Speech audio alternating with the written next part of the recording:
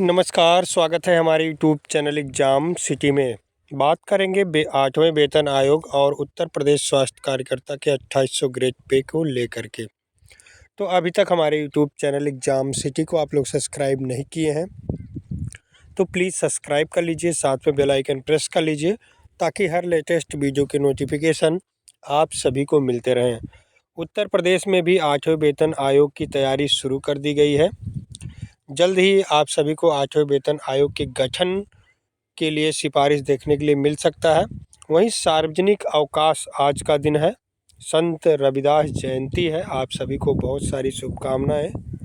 और सार्वजनिक अवकाश होने के बाद भी अधिकारियों की मनमानी जारी है। आज के दिन टीकाकरण करवाया जा रहा है ज़बरदस्ती। रामानंदी संप्रदाय परंपरा के अनुयायी संत शिरोमणि रैदास की जयंती पर शत शत नमन एवं हार्दिक शुभकामना।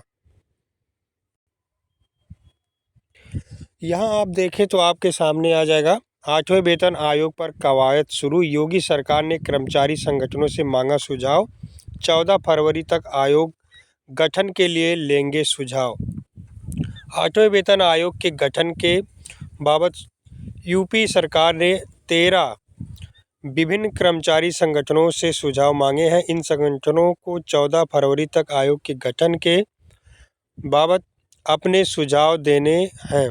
इन सुझावों को यूपी सरकार केंद्र सरकार को भेजेगी। विभिन्न राज्यों में आए सुझावों के आधार पर राज्यों में नए वेतन आयोग का गठन का कार्य क्षेत्र तय होगा। इन संगठनों के अध्यक्षों में उत्तर प्रदेश सचिवालय राजपत्रित अधिकारी संघ के अध्यक्ष शिव गोपाल सिंह, सचिवालय संघ के अध्यक्ष अर्जुन देव भारती, संयुक्त राज्य कर्मचारी परिषद के अध्यक्ष हरिकिशोर तिवारी, राज्य कर्मचारी संयुक्त परिषद के अध्यक्ष SP तिवारी, राज्य कर्मचारी संयुक्त के अध्यक्ष जयंत तिवारी और विभिन्न सारे अध्यक्षों का नाम लिखा हुआ है। तो इन सभी का सुझाव 14 फरवरी तक लेना है। उसके बाद फिर आगे की प्रक्रिया शुरू होगी। आज के सभी पेपरों में ये छाया हुआ, देखिए यहाँ भी तैयारी 8वें वेतन आयोग पर।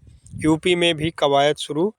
योगी सरकार ने कर्मचारी संगठनों से मांगा सुझाव। 14 फरवरी तक आयोग गठन के लिए लेंगे सुझाव। यहाँ आप देखें वेतन विसंगति काडर रिव्यू और पदनाम पर जल्द होगा निर्णय। स्वास्थ्य विभाग से जुड़े कर्मचारी की वेतन विसंगत काडर रिव्यू पदनाम परिवर्तन पर जल्द सकारात्मक निर्णय लिया जाएगा।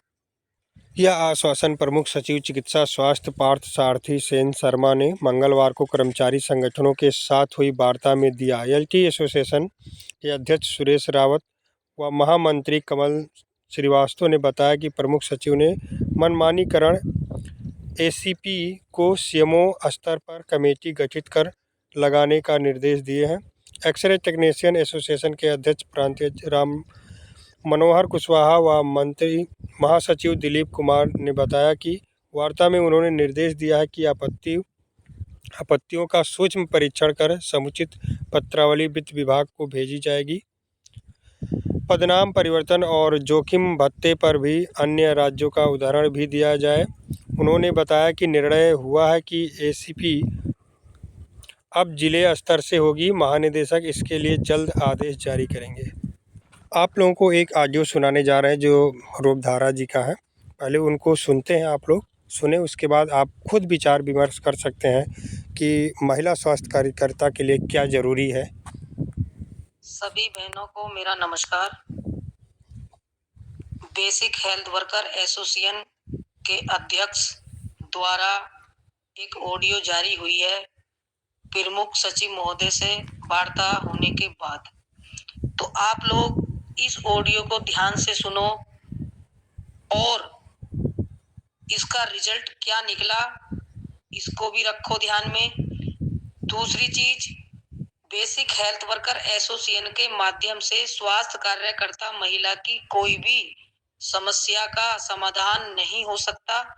यह बात मैंने पहले भी बताई थी और आप इस ऑडियो को सुन के अपने आप भी समझ गए होंगे। जैसा कि प्रमुख सचिव महोदय ने पूछा कि आप काम क्या करते हैं, तो इनके पास कोई जवाब था नहीं, क्योंकि सरकार भी जानती है कि यह कोई काम नहीं करते। तो जो मैं 2 वर्षों से आप लोगों से कहती चली आई हूँ कि स्वास्थ्य कार्यकर्ता महिला 2 वर्ष का डिप्लोमा है, मेडिकल फैकल्टी में रजिस्टर्ड है और स्वास्थ्य विभाग के सारे काम हम महिलाएं करते हैं। तो जाहिर सी बात है कि हम ही लोग सरकार के लिए महत्वपूर्ण हैं और हम लोगों की मांग बहुत जल्दी मानी जाएंगी। इससे आप बिल्कुल स्पष्ट कर लीजिएगा कि कभी भी आप बेसिक हेल्थ वर्कर एसोसिएशन की बात नहीं सुनेंगी, ना ही मानेंगी। यदि आपको अपने कैडर का, अपने पद का या अपना भला करना है तो केवल मातृ शिशु कल्याण महिला कर्मचारी संघ बैनर तले ही आपका भला होगा। आप इस भ्रम की स्थिति से बिल्कुल निकल जाइएगा कि ये लोग आप लोगों का भला करेंगे। चारों मांगों में से आपकी एक भी मांग वहां नहीं रखी गई। आपकी मांग वेतन विसंगति नहीं है, वो मांग उनकी है। आपकी मांग पीएचएन बनने की थी, क्या इन्होंने पीएचएन का जिक्र किया? और रही बात स्वास्थ्य सचिवालय का पास बनने की, तो यह संगठन मान्यता प्राप्त संगठन नहीं है, इसलिए इनका कभी पास नहीं बन सकता। और चौथी बात, हम स्वास्थ्य कार्यकर्ता महिलाओं की तो भर्ती लगातार हो रही है। हमारी मांग थी कि हमारे पदोन्नति नहीं हो रही। हमारी मांग थी कि तीसरी पदोन्नति हमारी पीएचएन की है। हमारी मांग थी कि हमारे 10 ऐप पर हम काम कर रहे हैं, एक ऐप कर दिया जाए। क्या ये बात वहां रखी गई? आप लोग कितना विश्वास करती हो इस इंसान पर, लेकिन ये इंसान आप लोगों के साथ विश्वासघात करता है। यही चीज मैं आप लोगों को बताते बताते 2 साल से पागल हो गई कि हमारी नियमावली अलग होने के उपरांत हमें तुरंत 2800 ग्रेड मिल जाएगा। और आप लोगों से मेरा पुनः यही निवेदन है कि इसी विषय पर हम चर्चा करेंगे और अपने संगठन को मजबूत करेंगे और अपने अधिकारों को हम जल्दी से जल्दी लेने का प्रयास करेंगे। आप लोगों से मैं उम्मीद करती हूँ कि अब तो समझो, अब तो वही बंदा अपने आप साफ साफ शब्दों में बोल रहा है। क्यों 2000 से भ्रमित स्थिति पाल रखी है कि ये मतलब अध्यक्ष हमारा भला करेगा। यह इस अध्यक्ष ने ना कभी महिलाओं का भला किया है और ना ही कभी भला कर सकता है। यह सिर्फ स्वार्थी है, इसको धन और शोहरत चाहिए। कभी भी गलत दिशा में चलने से कुछ नहीं मिलने वाला।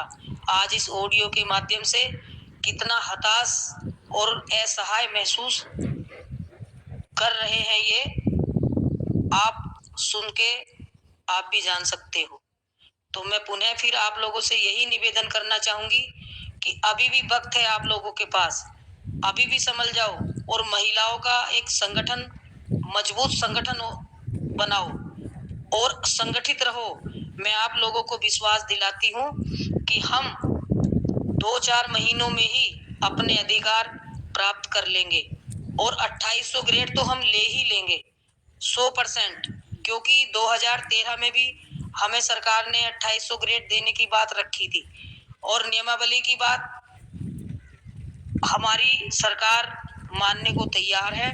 और जैसे ही आप लोग, जिस दिन आप संगठित हो गए उसी दिन निर्णय हो जाएगा कि हम पुरुषों से बेहतर हैं, क्योंकि हम एजुकेशन में भी बेहतर हैं और हम काम में भी बेहतर हैं। तो इसीलिए अपनी लड़ाई स्वयं लड़ो, किसी के कंधे पर बंदूक रखकर गोली मत चलाओ, कभी भला होने वाला नहीं है। जय संगठन, जय नारी सशक्तिकरण। तो आप लोग समझ गए होंगे कि क्या है, क्या करना चाहिए और क्या हम लोग कर रहे थे। बाकी आपकी मर्जी।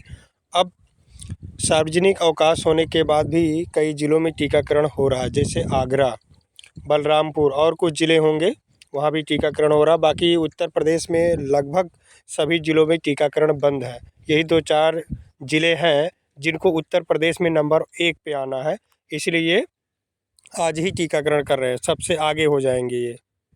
यहाँ देखिए आगरा वाले तो लिख रहे हैं कि सार्वजनिक अवकाश हैं 12 तारीख को, लेकिन फिर भी टीकाकरण किया जाएगा। बताइए, सार्वजनिक अवकाश बता भी रहे हैं और लेकिन फिर भी इनको टीकाकरण करना है। नंबर 1 पे आना चाहते हैं ना।